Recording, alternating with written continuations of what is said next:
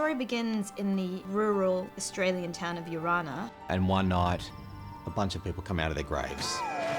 You know, they're not all missing bits and they're not zombies. But they don't remember virtually anything. Of who they are or how they got there. Myself, Sergeant James Hayes, arrives and calls for backup. What's happened? I've no idea, but there's more than one of them.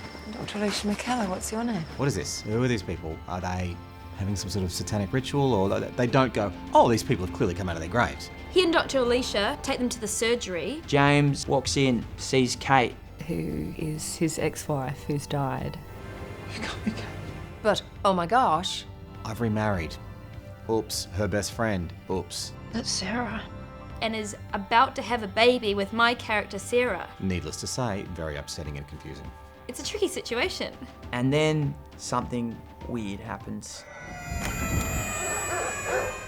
We have a glitch. Slowly, one by one, they start to recall who they are. The memories they have of their previous life are in the form of these glitches. And they're back from, you know, all different eras. That's you. First mayor of Urana.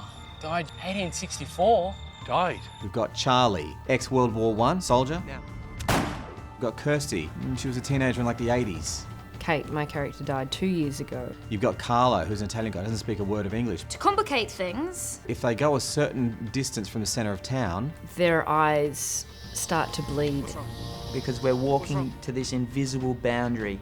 and they die. Carlo is the first to go.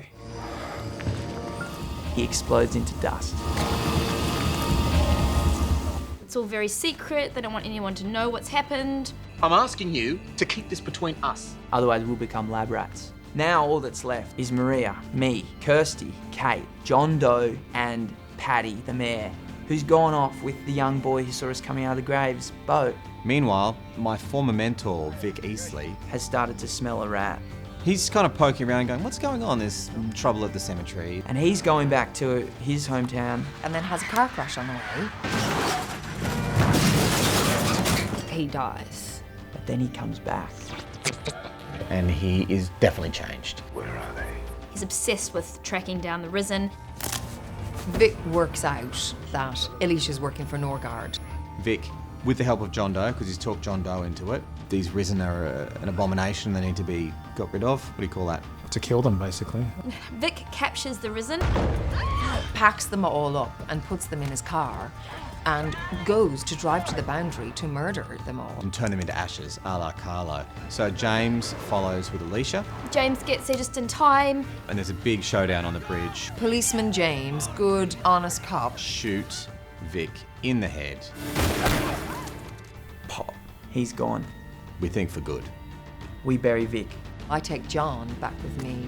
John feels betrayed by her for bringing him back and ends up sort of walking out into the bush, and that's the last we see of him.